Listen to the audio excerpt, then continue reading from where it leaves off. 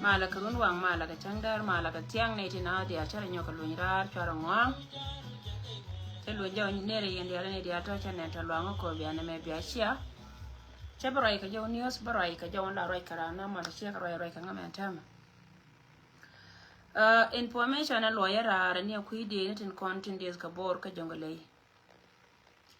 ko re je gwan go jen ponde chang ban ro loy na ko kor tin chwana ngwan ko je no kon information to we kan ya kon roi na ne chi lunja wanta mata ka kai na da hotelat ka rodina but kele to confirm ka kai na ko la to no kon ka re jam lakin ana kai ma cha ka ya ken ngan poinan channel a we ke ko jende pal mite ka kai melat ke ken changa ye je go je ne cha bo wax te ya goro wode japal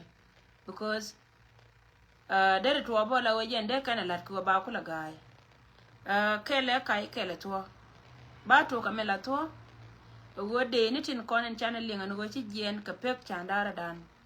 ti cha madde ni ti kudan wante konte te bor kudan wante panaje te non ko kudarew kudan wan sorry kudan wante konte te bor cha ka nyoka mere buga ke de ni tin ti te konte ka ti te ka jube ala join force di nan ta kai polin ka na tande ni ko na ta ka gad di nan la dung jube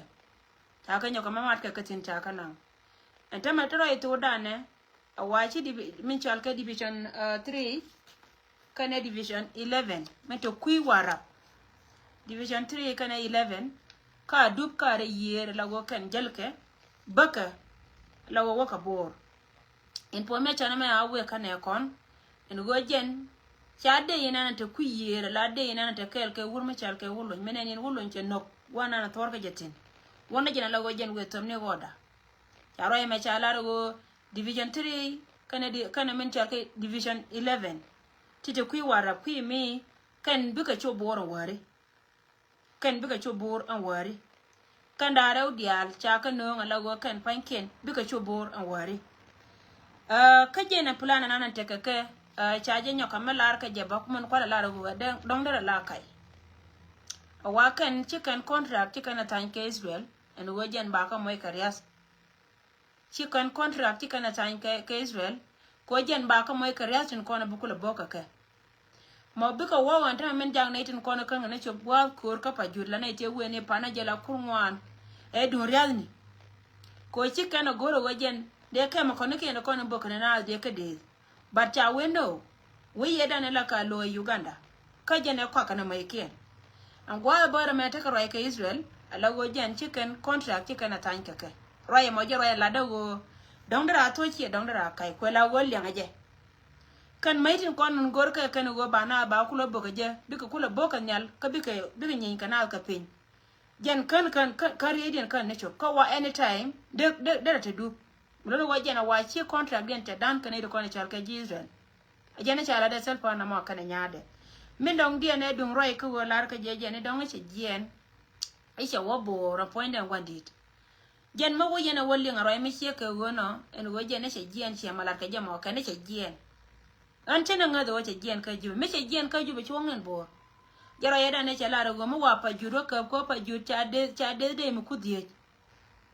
ande kudie jamo ta ka ngas mi dire long me da na go gwe ka je ka ne go tele me daje tiam ka wo cha de mi kudie jen poinde cha wo joy a jen ka lana ja ko cha ka moy ka dier dara jen an poina telpa dara ro were we ko jen gor ka kan mi che ka wona mulo no go jen che na ngado go te bo mi che yin jen a pui ka ju be che ka ran la ka kan ida kon la ka je ka ne che jen dia wo ja kai ba lar ye ro mi che ka wona wo ande yana an je kuidien kui wara kui mi 19 konen charo den ma division 3 kana 11 chika na gore bi ga jal ka changdar akon ro na cha no ngata me ko no rar ka gore je wa bene kon bi ka ta ngaitin ago kan bi ga chop rai buwan wari bara madde me kurwan pla mon de kona ci jere wen wala ka jube kan di alan kui kena mo jogdien ka lew cha lor mo kwala lar ye ne de kon to jowo jogdien mo ka lew cha lor ramme pol wara ka la go jende mo da kala ko bade ka yan bala odi jogdien lo gwan jogdien mo cha lor la go kui na dine jana tama ka je lo je ne do mbor rai me jana no go de lar. Thank you so much. Thank you. Yeah, ja ka juba. Right now lat ka ka yo wache jen ka ne jen tel ga ma che wote ngai je ja ka juba. So de yo kunyo ka malara je ye ne tin kon ti to gwan to kon che bela la ne je. Wo jen jog de na ma che lor.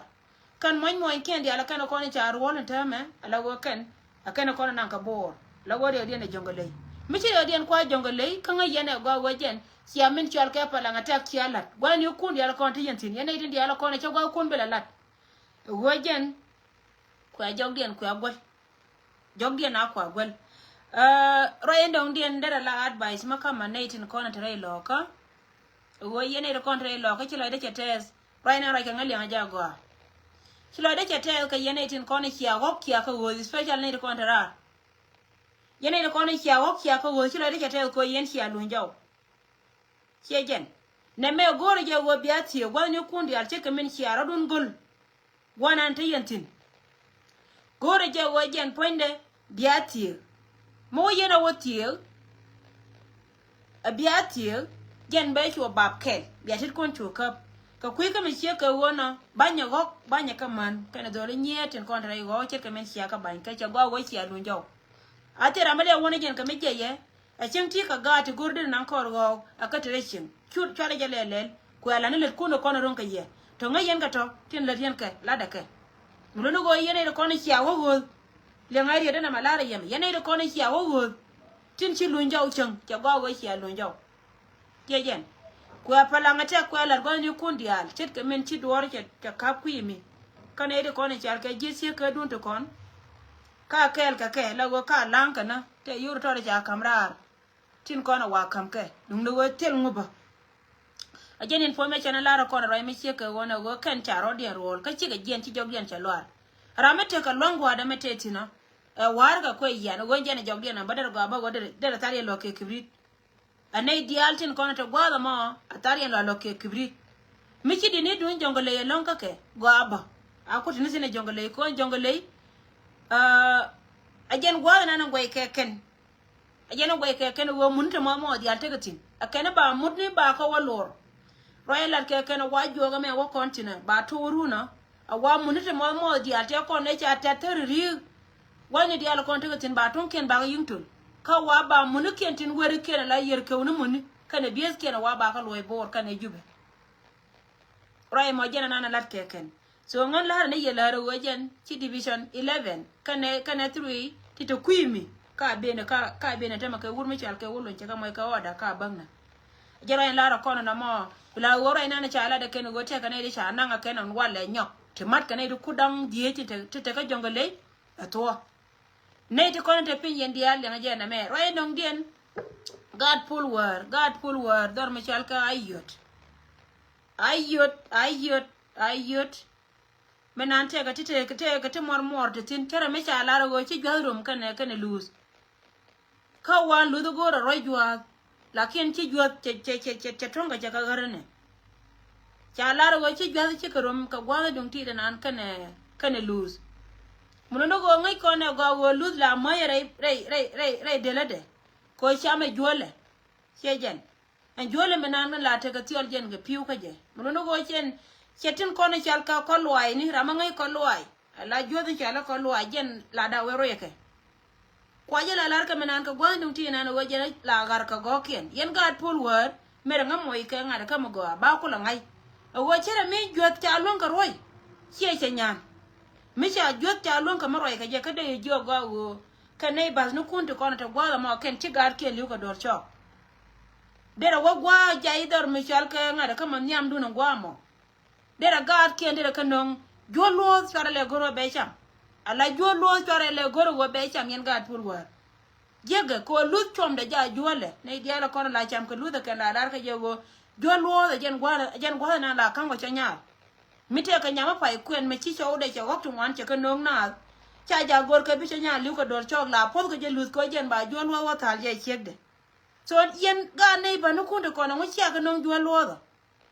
mi cha ku to no go jen point de chi lut cha jo cheroi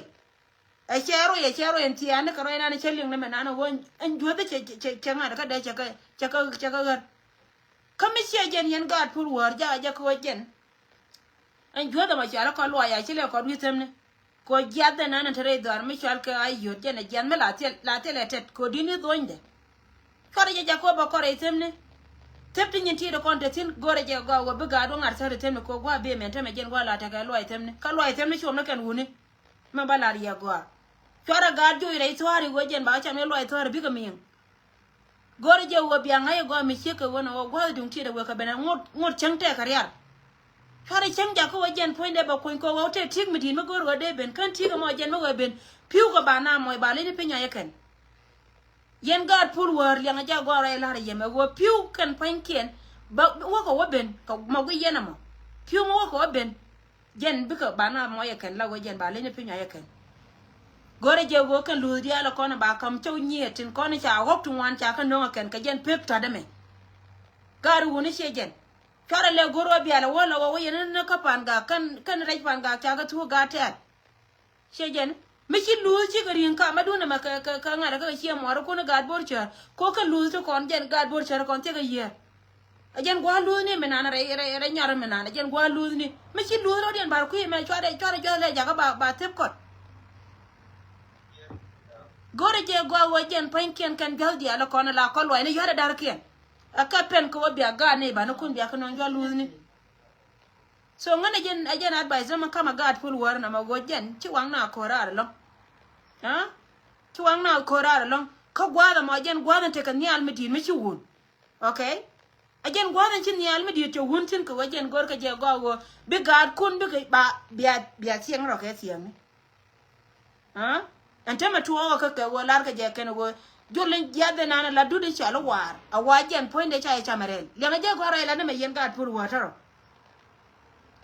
ala jolen chalo war la chum pike ka ne dia la kona ngai ke lord war me la pon ga pike ba ko la ka dir chanya a wajen poinde cha e chamarel ko wo cha chamarel gor ga je ba kwar dia tin kona te gwala mo gor ga je go ba kwar dia la kona te gwala mo a wa ba gari anta ka jam mi chal ke waran te dor gan pulwa che mare gad pulwa che jen chora na lo jaw no go jen point ko luni na ma gor yena go be chora je gor go jen bi da mi chimara luni be ben la go be gor ba ka batet ba ko no chaw nyer kien che roi mi go na mo cha lu de me lon ko roi jot okay ai chang ni point jo da di na ni jale liok che wa jo na but cha lo da ba ngai okay cha de ro ya ko luai roye mo cha de mai woro e ko loy ha gore je roye mi che ko wona wajen dialin karodon ke gatin kono te gwala mo ka madu la ga nei ba no kon ci ke chui ka chui cha la ken gor ga je wajen de kan non mo la mo wa cham kon yen gat pul war na ma roye dun ma kama ye roye me je na be ka ngara en go ken pankien charo de ru ka cha ne ken cha ka no roye de me dine je na lo wo yen ji ja de ade kono te jo na ma ma bine ite kono te bo orbe ko we chup ka ma gwana no gorka ke ne be ba chuptin kata yena gwada mo chia mare che bela go kan jen chia go kan la lar ye go ka go dia la kono cha go ngadan ti la te ka war go chi e chi ga liu ka jogo cha le jo po ko jente ka tawti te ko gubti del de wara ken de ka mot ko jente ka kula mu de kala de jal kana ha shebila wo kana lar ye roi nana lar ke yene to kono chal ke ji jaw den kana to shebila wo kana lar ye wo chi tutel mi chi ka tel kan tutara ma lala je biya babien biya mu de la wari yente kono de jaw ko bi ga jal ke mu de kale tawa wara kundu ka ka yu ko kana tot biya jal ka anta mere mai me de yene goro go ka tuto de babien wo le la kul bab la bume baro yidi so ro ni ran ke ye tiri de tala ti le ngaka go an wora pel pel ya ka le ka so jena na benga ara na me ka war ka afrika ne dia ko no gor ka linga kan go jiwa ne kon chebaro ay ka to ka wayne ko ji linga jenta ma ji ngoro ne to ka wayne ma jena go linga je mun no chebaro ay ka to ka wayne roja ka dor me linga mi singa ling gor rambi nga translate chebaro ay ka to ka wayne so jena no gora balar ye ro mi sie ka wona yene tina lara ne kon lor ne kon te ka pa jut ko kana ta me chaba ga den chaga baya la lara me wo yene te kon te ka pa jut ye wa jena ba okay jenna poinde non kyo ga lo ma ngwa sia mare ma ko ador ko yur mi chal ke lu ro cha linga wo jente te sia ga lo ma ngwa che dom lu ro ye lam poinde is pa person la dundun sorry daddy bi chal jaw ala kuaruna la is pa person dia nan wa jente sia ga lo ma ngwa che dom dad bi yo ka chonga chol sorry jen che sia ga lo ma ngwa che dom antama kan non sia ga lo ma ngwa ko la goro wo jen de wo mutre dor mi chal ke dor nyon gandur ko nyapine bang bar kana ga lo ma ngwa marke nyapine bang bar kana ga lo ma ngwa marke kanta ma chi marken chi ga da pin man me chi lur jen go jen ba sia ga lo ma ngwa be wo idwe antama ngar nya die ja ka ma ko ni ala wote ka mpora kana pin ikwa jo wer kalo ba wur ba lenye ga ka wor kana da ku mi kwa waje ba tare jube bi gwanche waje ke ma wai da mali wona kam ko ni kon parl na ka kwilu rai ko jente shega lo ma ngwa she wedwe kinya pini bangbar kana ga lo achi ga kuen ja lar wajen pankien chi marian cha da ka gwe karo ke le ko wone ti kon la te kamar lon ka jiwo shejen malara gwa da ma she ma je na mi tak ta ga lon aroi mi tak ta lon ko de chu to mi ro de kon chal ke ro panga mi de yana ma yana de kon chal ke ji ayu to be ro panga ko dol ta kam pora kana pinje chum nyal ka je luin pe chiga lo ma ngala wono wodi re yuru ka ko ye chiga lo ma ngala che wo ka jen chele cho bu ni mi cha ko ga ngada mo to be ro panga ko jen bi ga dun bi alun fiska yendi al baro da garar la re information mo yene de kon la yena gur woji one kon charo den wonong yo ai ken kon tin ka kan ta dia tan ke Israel go bi ka te kare sun en ke ma ko te kon de lar ke wo cha de wi chari den cha je wo je na re Israel kare ma ajari ta ka kamera ce la ta kanene re la ta kanene cin ta gwana na re koka jen poinde ba kamera dum do go telo ngona ma ai go ba te ka dai mai ni riazni